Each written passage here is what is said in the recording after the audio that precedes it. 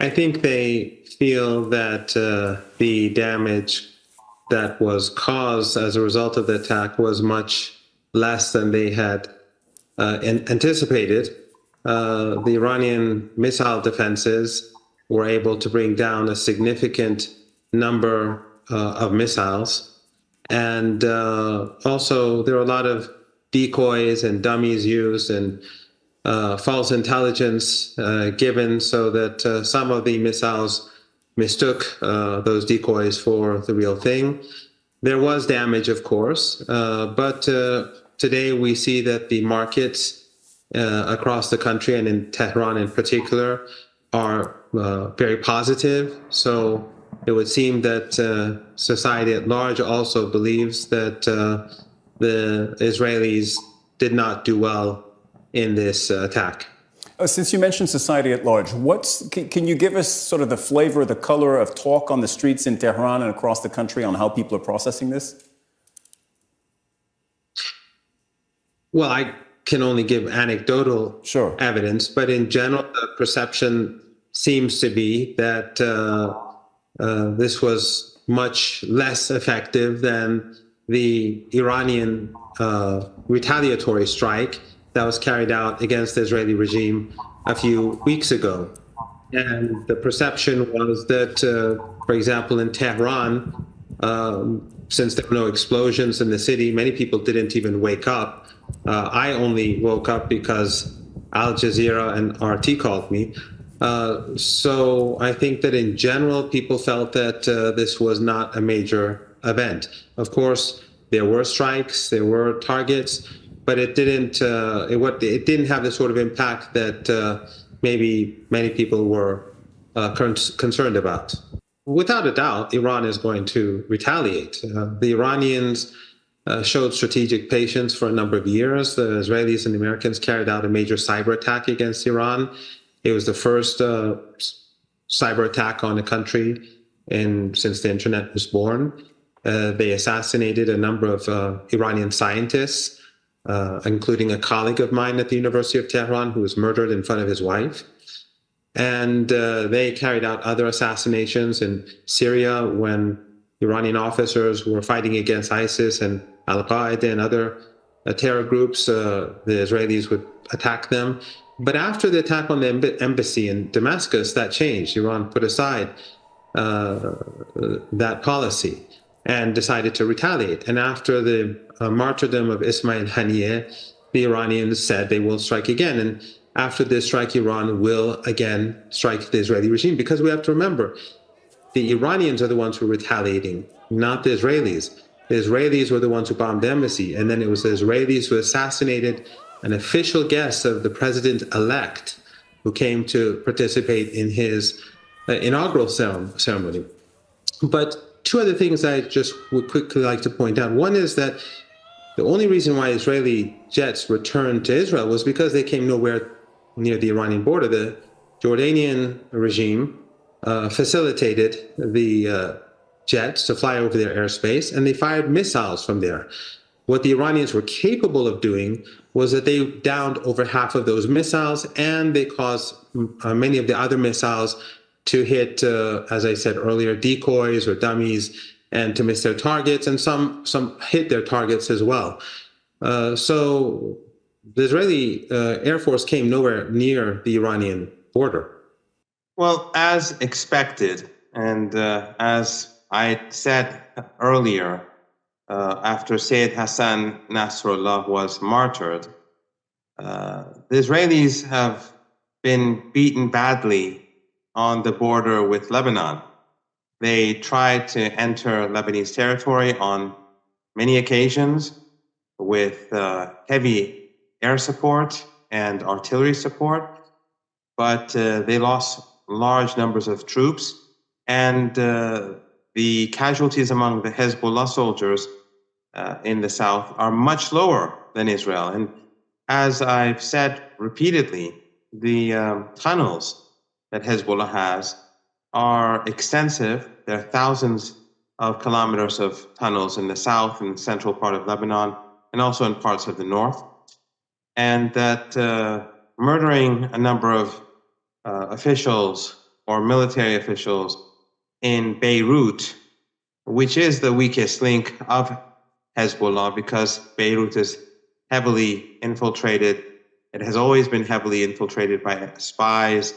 Western embassies and NGOs have always been gathering intelligence for the Israeli regime, the Five Eyes, and many journalists, obviously, they've been doing this for decades. So this is a more difficult place for Hezbollah to protect its assets and its information.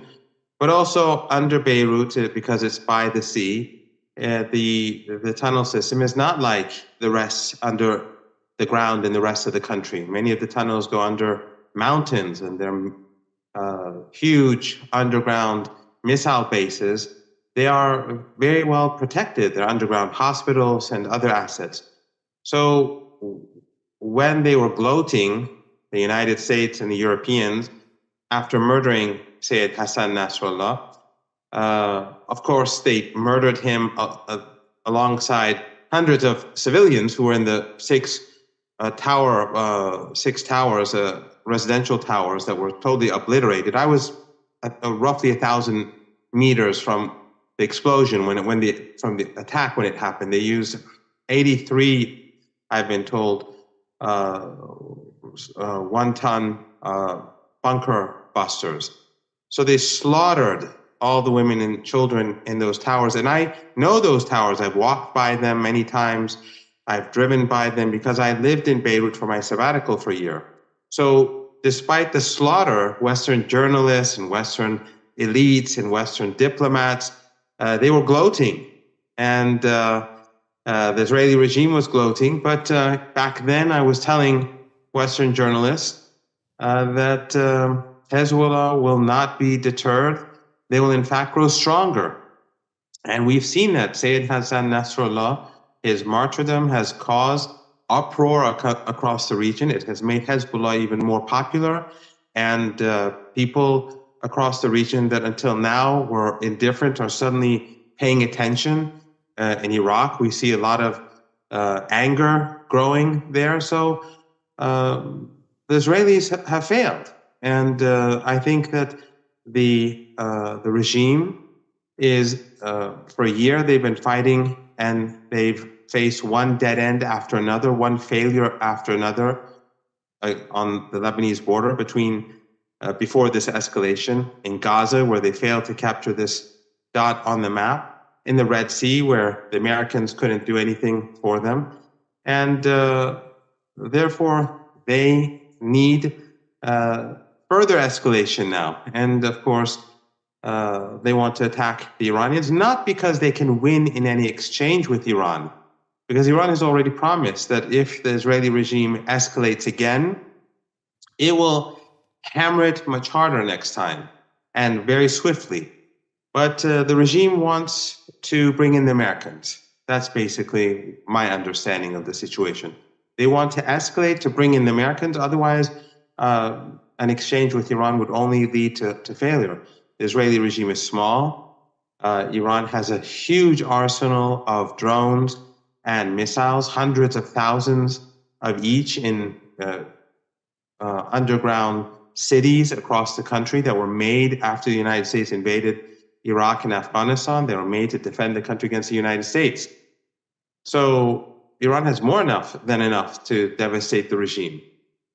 So these meetings, I think, are on the one hand to get more U.S. support, but I also think that there is probably a lot of tension behind the scenes. The American government, the regime in Washington, does not want to lose the election, and if the war escalates, that could change things.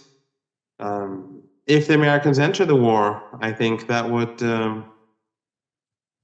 probably lead to Kamala Harris losing the election, because if they strike the Iranians will devastate their bases in the Persian Gulf, and those Arab family dictatorships in the Persian Gulf will be swept away because they'll be seen as hostile.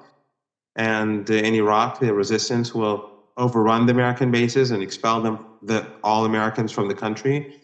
And that would lead to a global economic meltdown, worse than 1929, something that will affect all of us probably for decades to come. And therefore, I think the Americans are desperate not to let this happen, but Netanyahu is desperate to have this happen. So I think between now and election day, many things can happen. Yeah.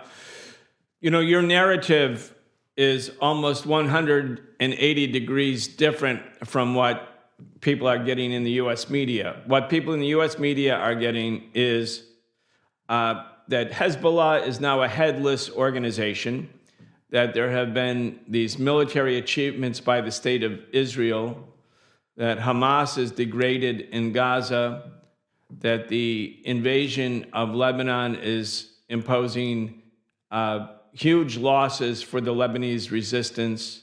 I mean, it's really 180 degrees different. And the way the U.S. media is talking about Gallant's visit being canceled for the time being is that Netanyahu just needs to make sure the Americans are on the same page before Gallant comes so that the strikes against Iran will happen. In other words, Israel is winning, the resistance is losing, Iran is on not its last legs, but it's the so-called axis of resistance.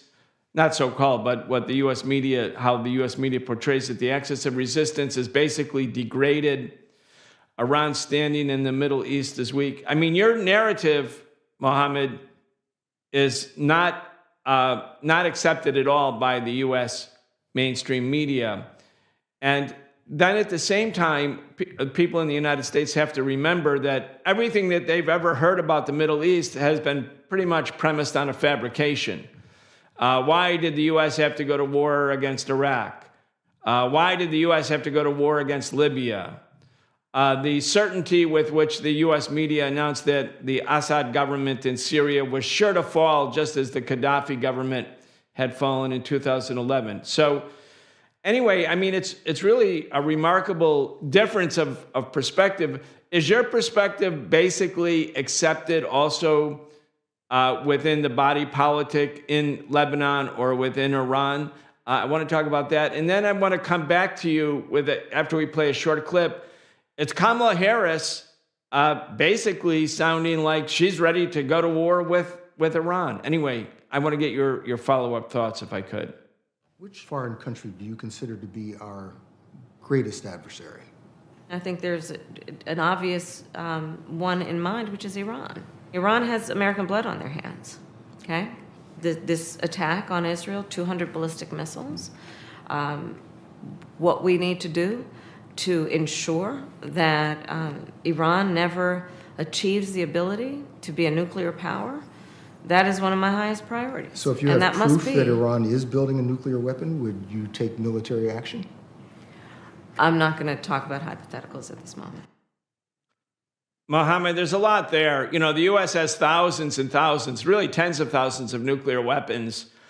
It's the only country in the world that ever used nuclear weapons. They used them against civilian cities in Nagasaki and Hiroshima. But anyway, aside from the hubris and the arrogance and the warmongering, I want to get your take on things.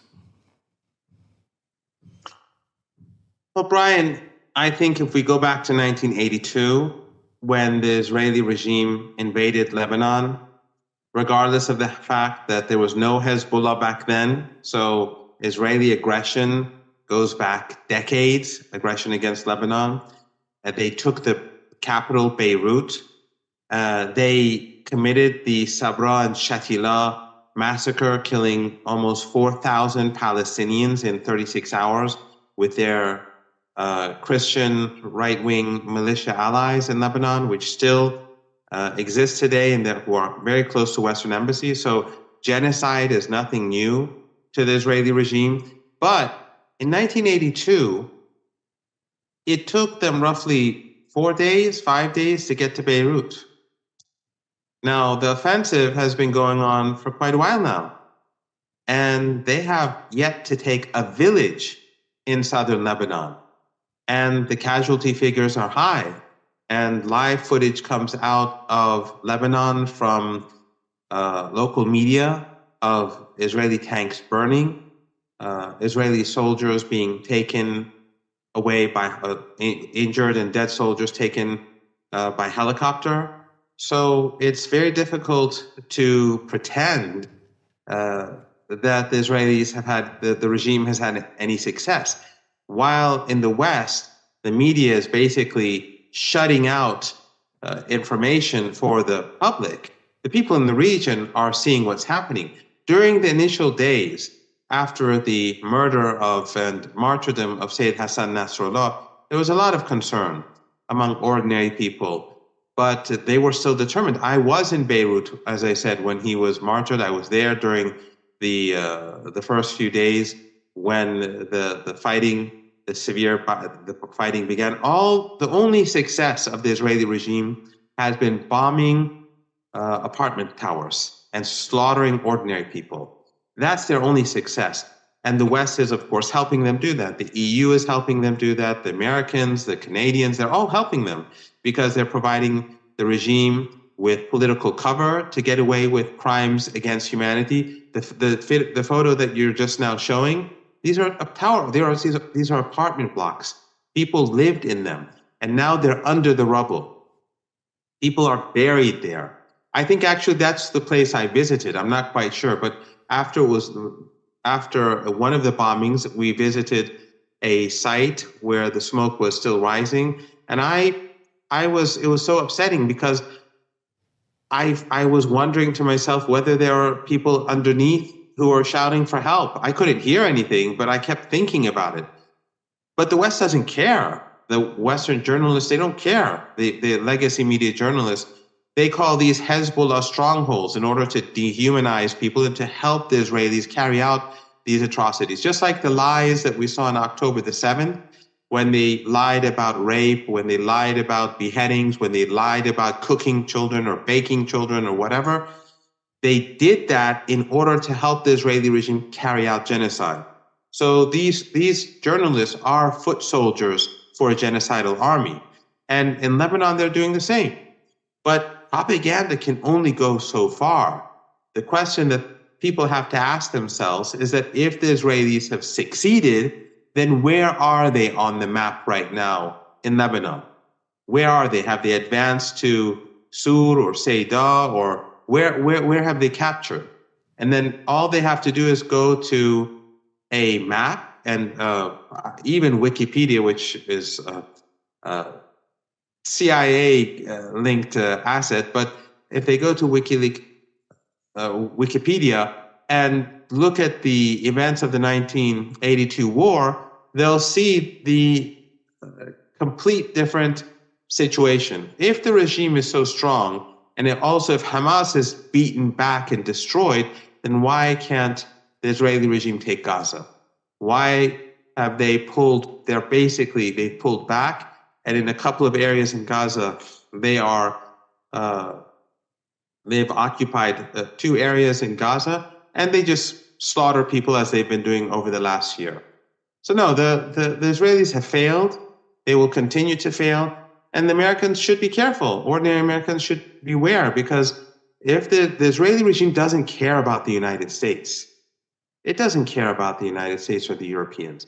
I mean, when they weaponized electronic products, they basically they destroyed Western brands, because people across our region are going to beware about buying iPhones or anything produced by Taiwan or Korea or Samsung phones or laptops in future, because the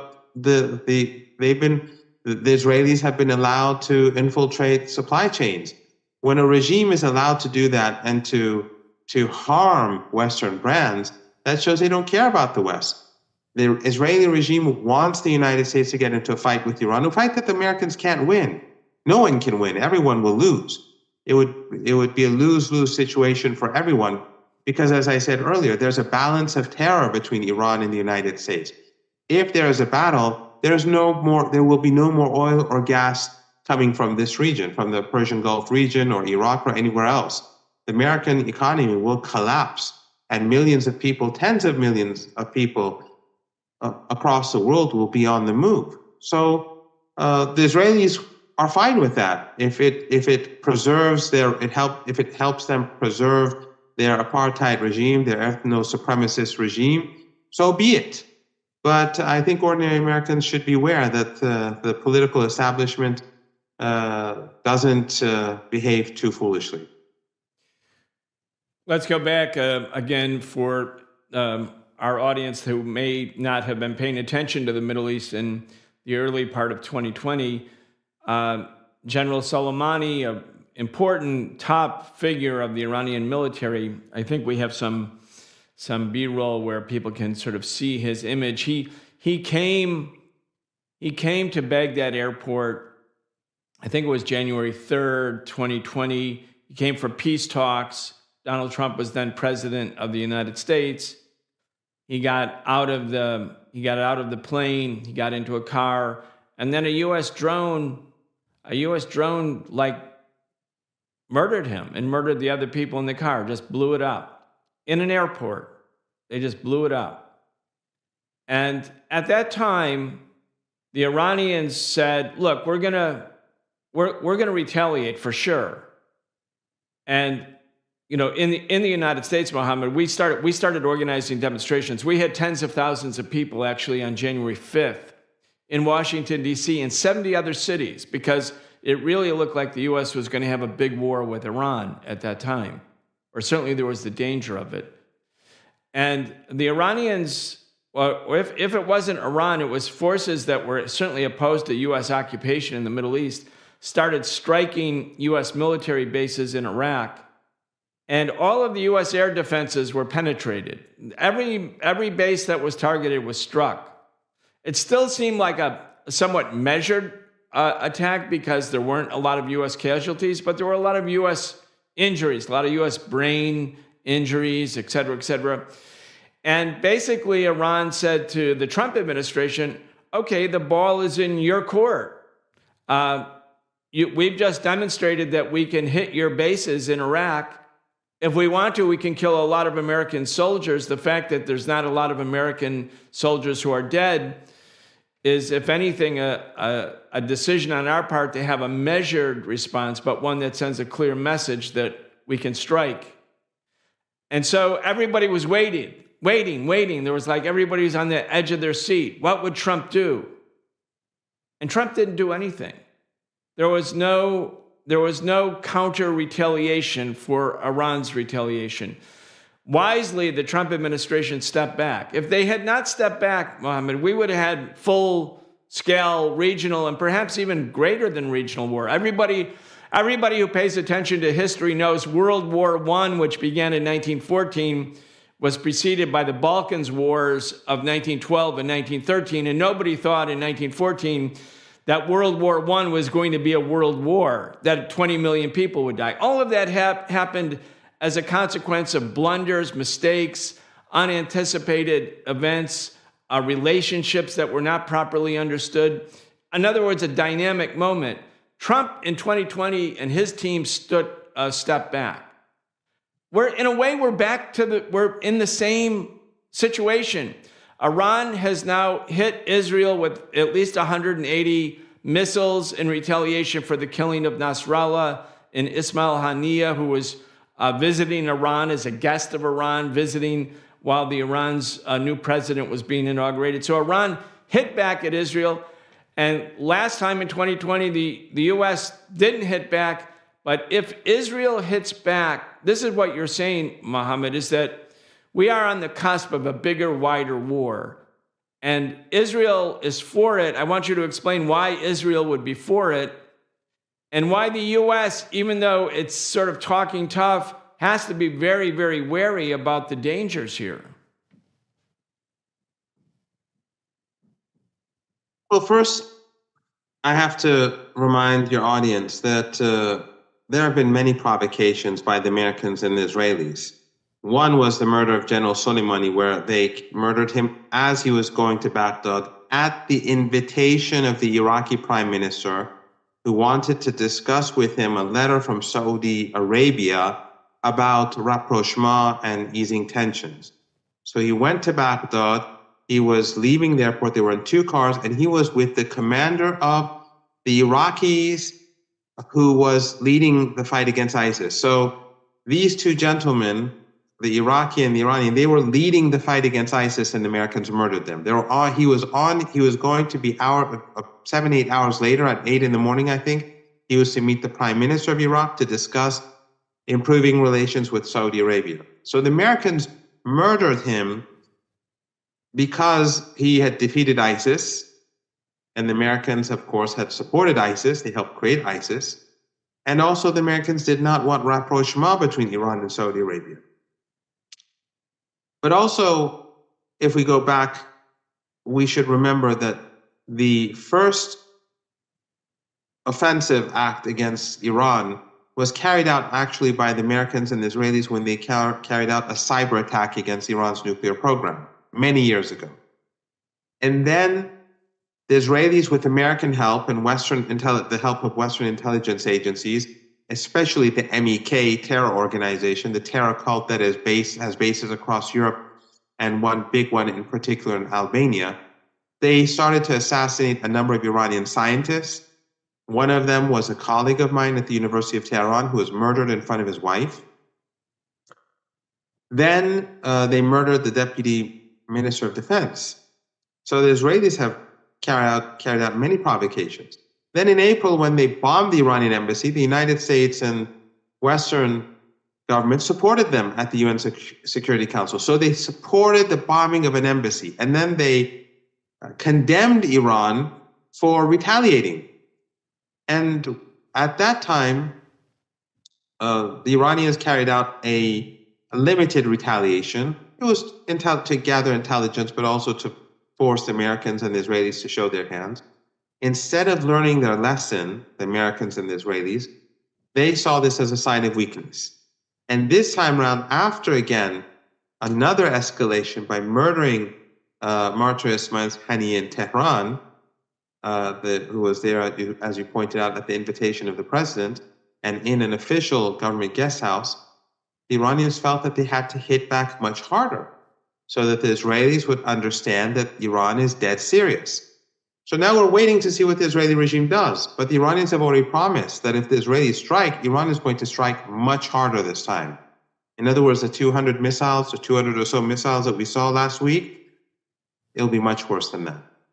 And the Iranians have yet to use their hypersonic missiles or their most advanced missiles, because they don't want to show, they want to keep their secrets for whatever, for when the day comes when they need to use their best missiles to destroy Israeli infrastructure. So this is where we are right now. We are at a very dangerous point.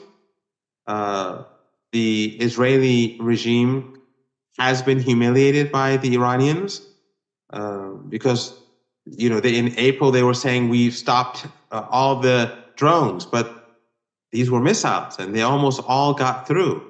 And on the other hand, as I pointed out, on the border, they've been badly beaten by Hezbollah and their tunnel systems across southern Lebanon.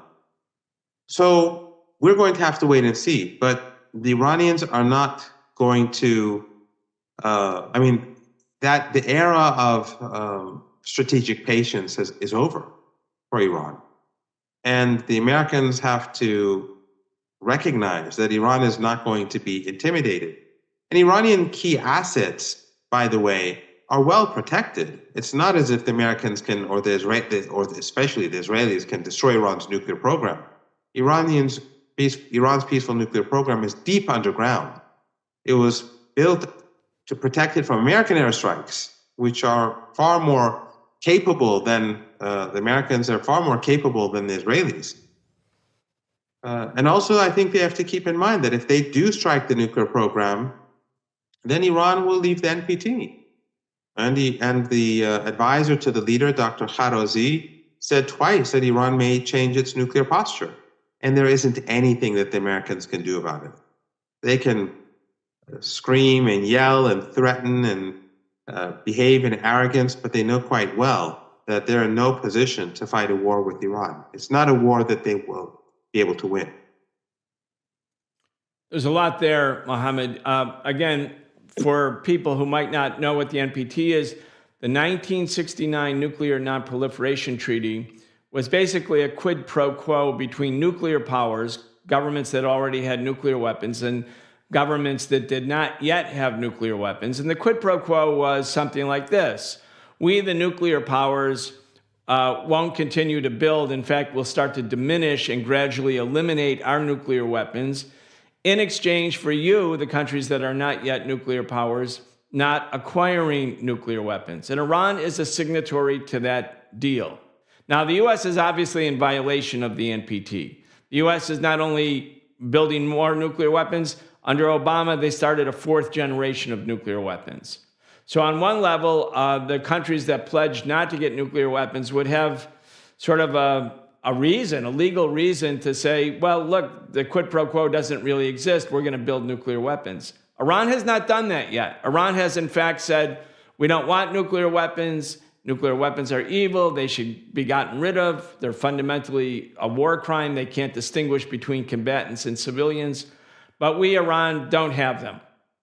But as you're saying, and I think this is so important, the NPT, the Nuclear Non-Proliferation Treaty, does build into the treaty the right of a member signatory to withdraw from the NPT and say, in the name of our own national self-defense, we must acquire nuclear weapons. That's what North Korea decided to do after George W. Bush labeled North Korea, Iran, and Iraq an axis of evil on the eve of the U.S. invasion of Iraq.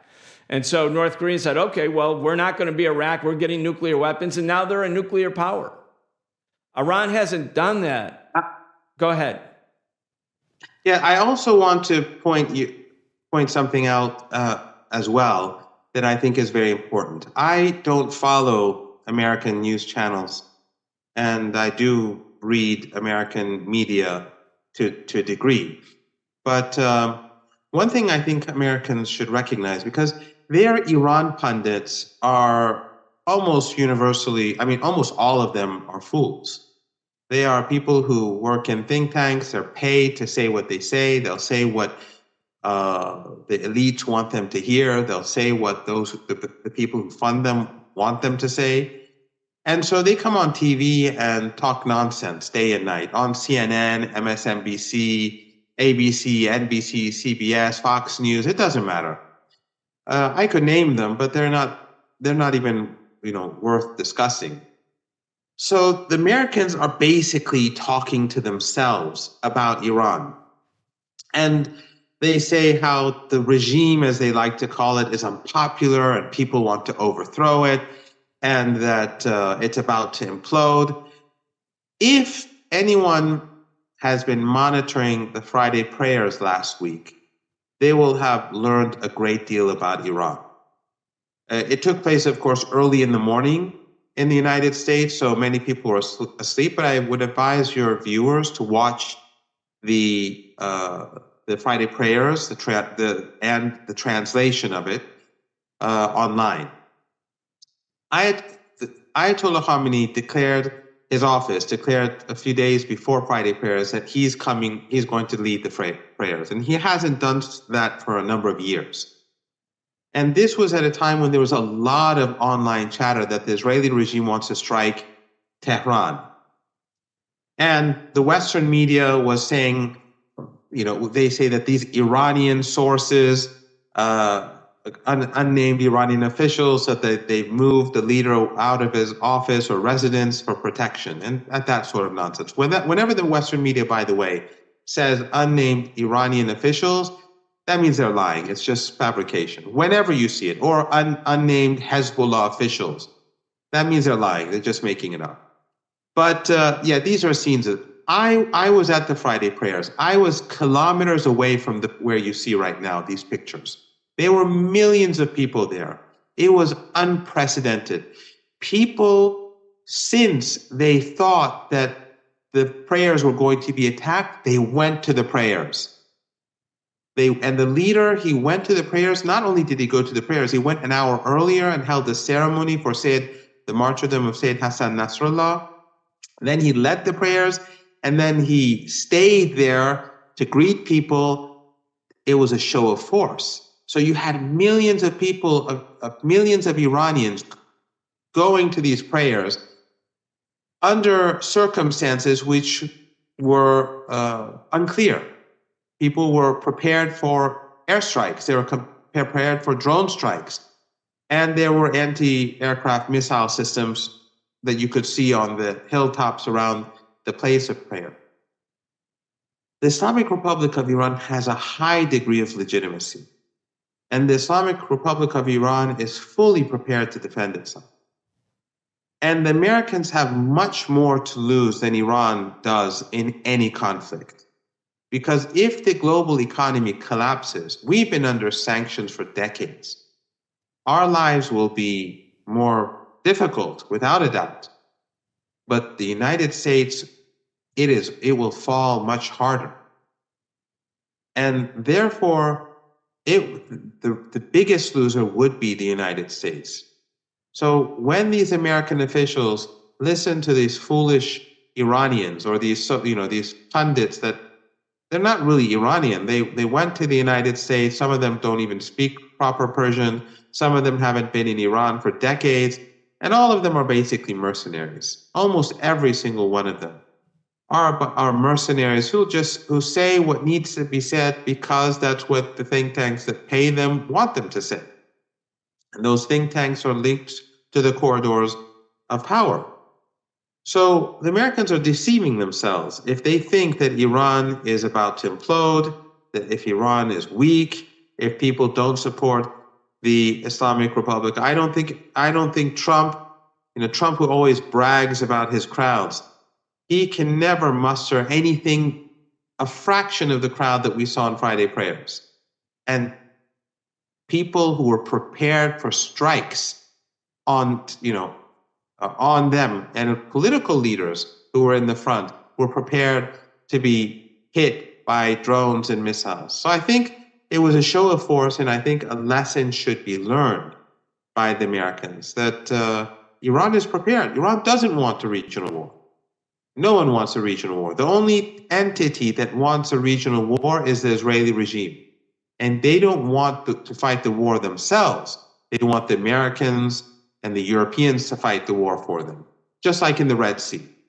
So the American people have to recognize that the Israelis are willing to sacrifice them, but they should also recognize that the Iranians are the superpower in West Asia. And the Iranians have been preparing to defend themselves against a potential American attack for 2 decades now, ever since the invasion of Iraq and Afghanistan. The United States, which is declining economically, which is divided internally, which is losing the war in Ukraine, and which is losing the economic war with China, is only going to make things much worse for itself by increasing tensions with Iran, let alone engaging in some war. Thank you. While we're talking, Mohammed, the Iranian foreign minister, as I understand it, is visiting his counterpart in Saudi Arabia. Now, given the fact that the Saudis have been a reliable ally/proxy for American power in the Middle East for a long time, I can remember myself after Iran had its People's Revolution in 1979, Ronald Reagan, about a year and a half later, said, "Oh, we will never let Saudi Arabia have a revolution," as if it was up to him. Anyway, there was a long-standing close relationship between the U.S. and Saudis, and still is, and a long-standing confrontation between the new Iranian government and the Saudi government. And yet here we are on the eve of what you said is a possible Israeli-inspired, Israeli-induced regional war against Iran. Iran's foreign minister is being welcomed in Saudi Arabia. Let's talk about what that means from your point of view. Well, it is another failure of the United States. Their whole model for the region has been to rule and to keep the region divided. And as the United States grows weaker, and it is growing weaker very rapidly, much more rapidly than we anticipated, largely because of economic policies, but also the endless wars, and now the war in Ukraine is really draining the resources and the capabilities of Europe and the United States. Europe in particular is falling very fast. So the United States, its ability to manipulate as in the past is much more difficult, whereas its need for manipulation is much greater today because the United States is weaker than before. Now, the United States, as we discussed earlier, tried to keep Iran and Saudi Arabia divided by murdering General Soleimani. But then we saw how the Iranians and the Saudis were able to put aside many of their differences. The Chinese also played a part in reestablishing ties between the two.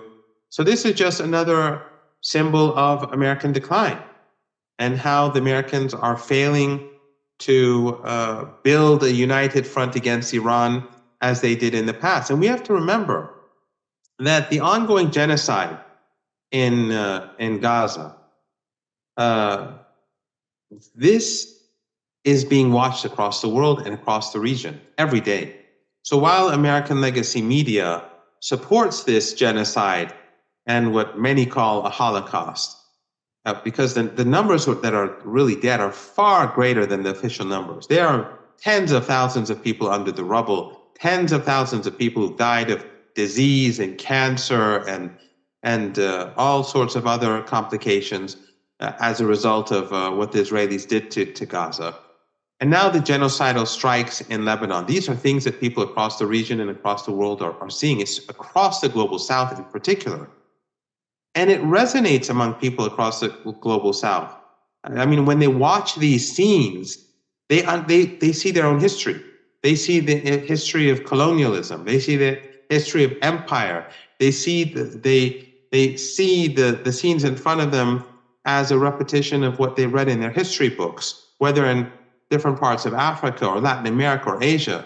And that intensifies the anger and the outrage and the disgust that's directed towards the West.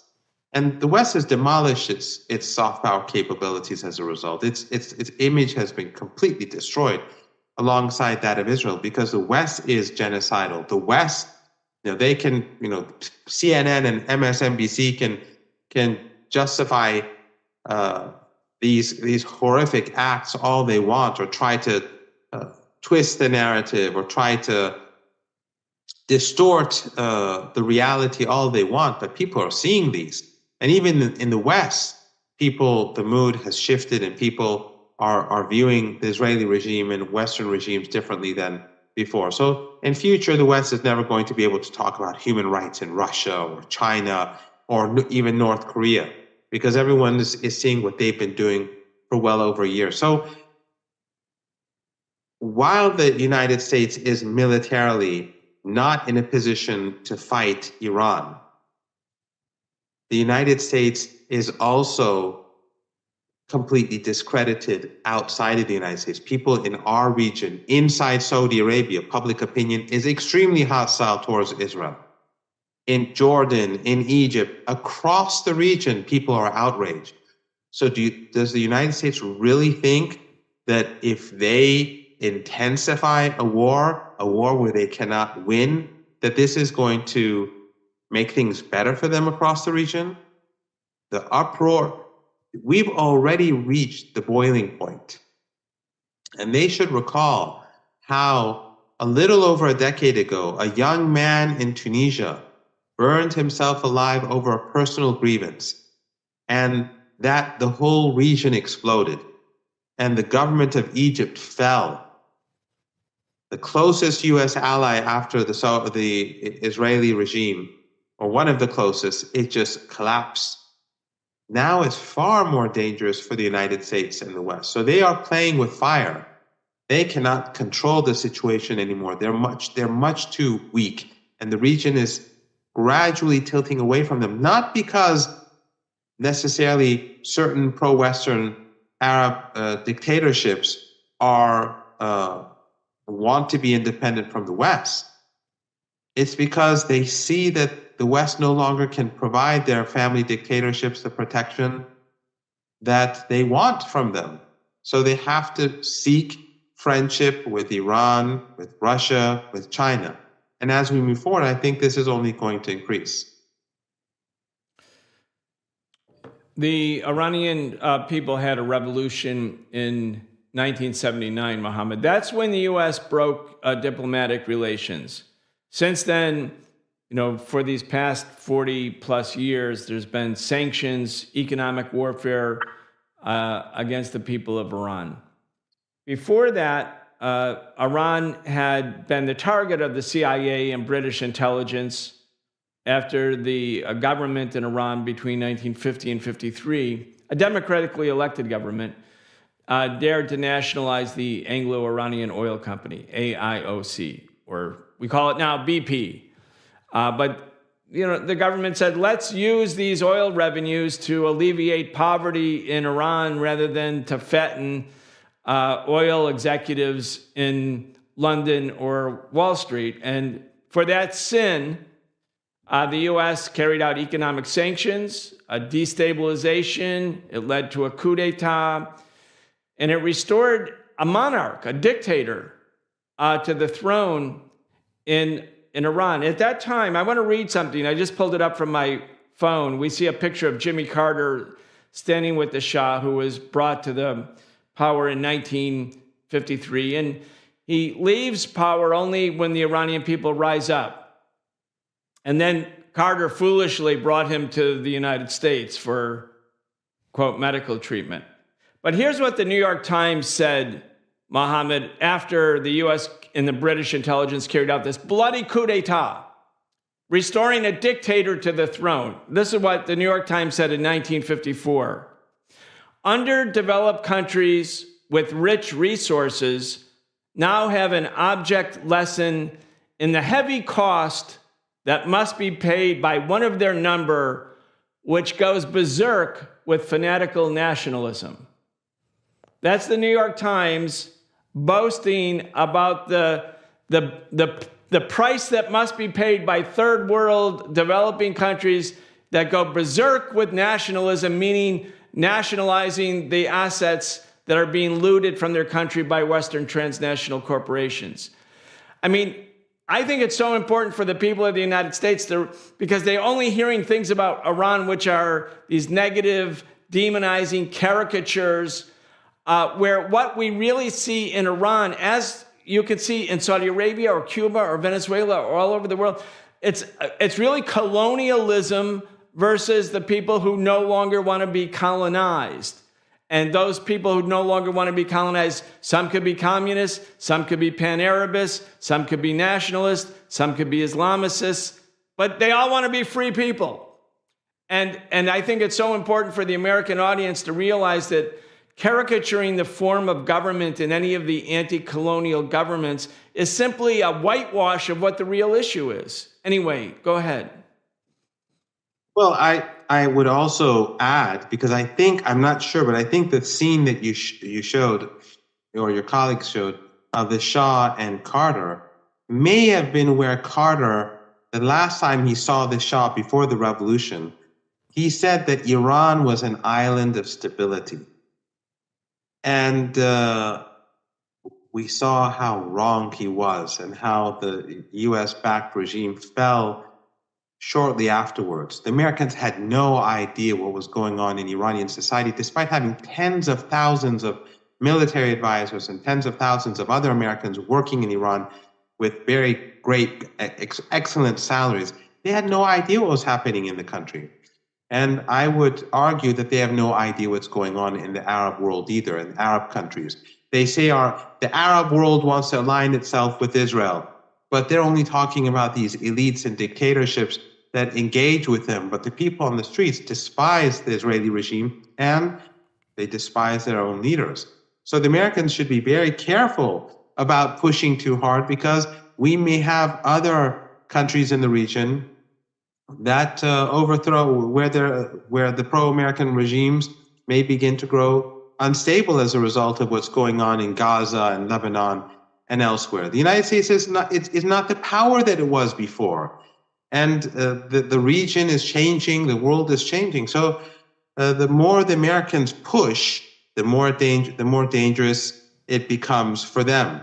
And the Islamic Republic of Iran, after the revolution, that's what the Americans called Iran. They said it was a fanatical theocracy. They love, But they were saying that the same thing, as you pointed out, about Mossadegh in 1953. Now, when you look at the same New York Times, they praise Mossadegh, the same New York Times that attacked him back then and called him a fanatic.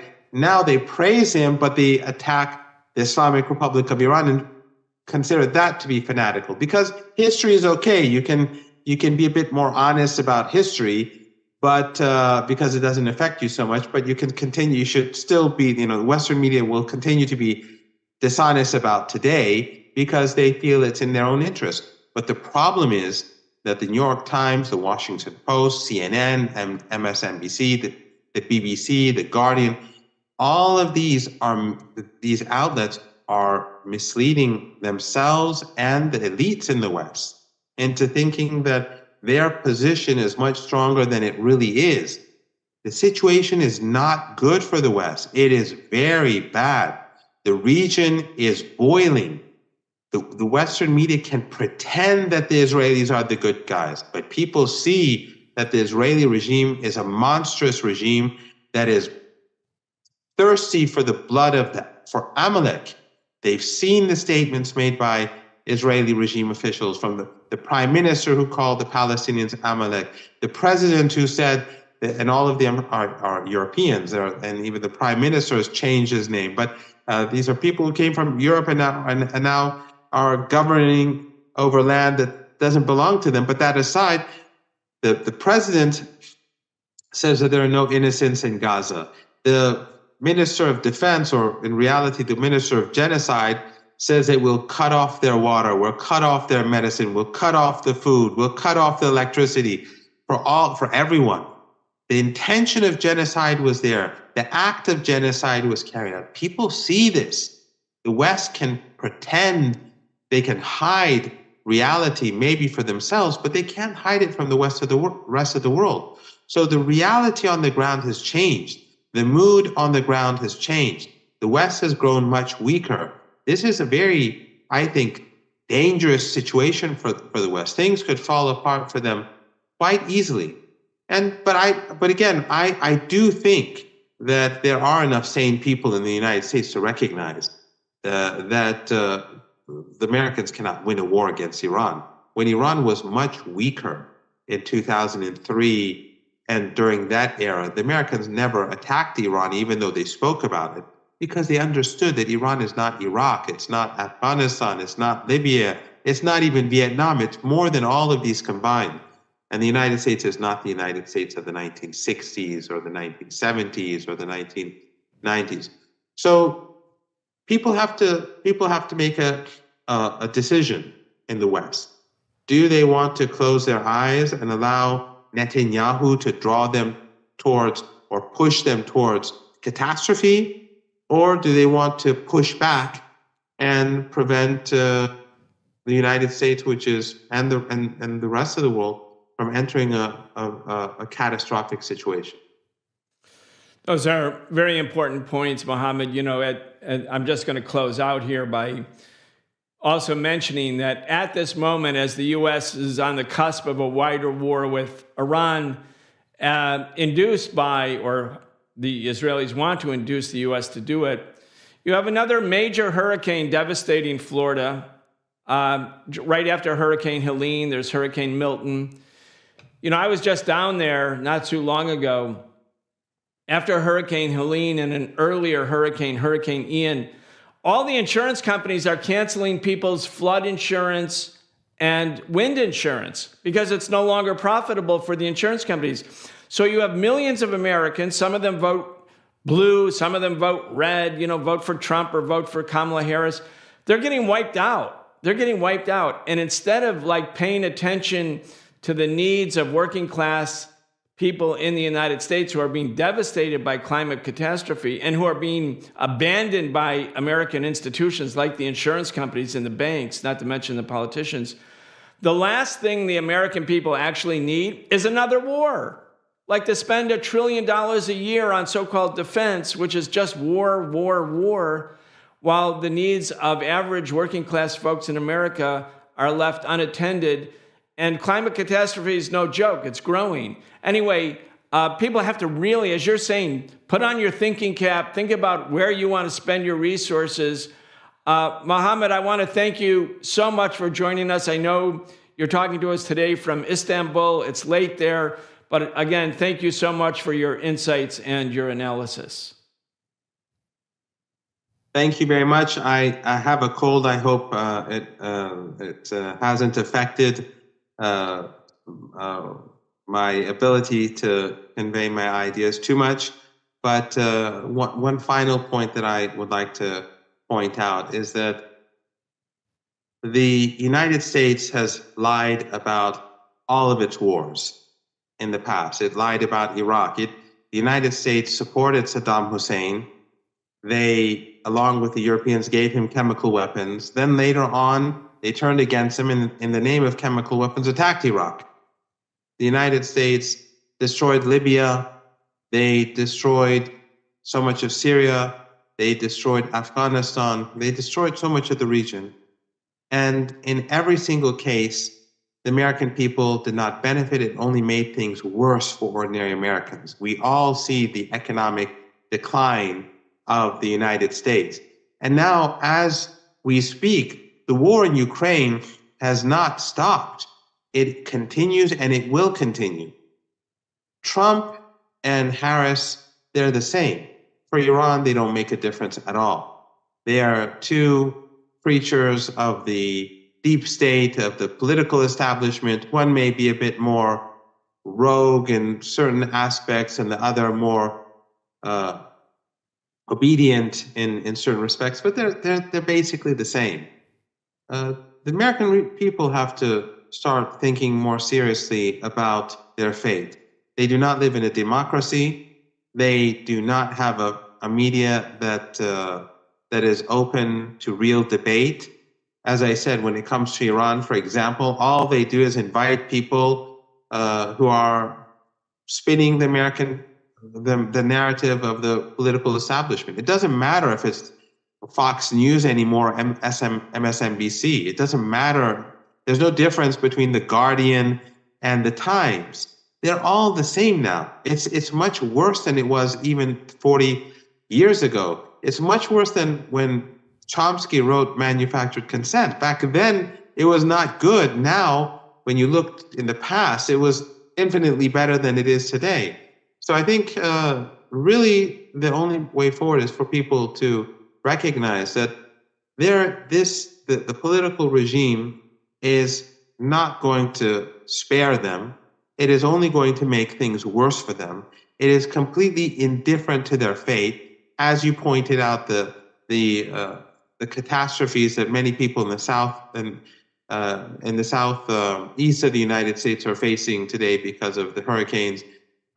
There's no money for them, but there's money for war in Ukraine. There's money to commit genocide in Gaza. There's money to commit genocide in Lebanon, but there's no money to help the homeless people and the people whose lives are being destroyed in the United States and whose schools are falling apart and whose communities are falling apart. And if this continues, I think that the United States is going to face a catastrophic situation at home. And again, I doubt that the United States will enter conflict with Iran. But if that happens, I think that people should look at the history books and look at 1929 and see what happened. It will be much worse than that. All right, we're going to leave it right there. Mohammad Marandi, thank you so much.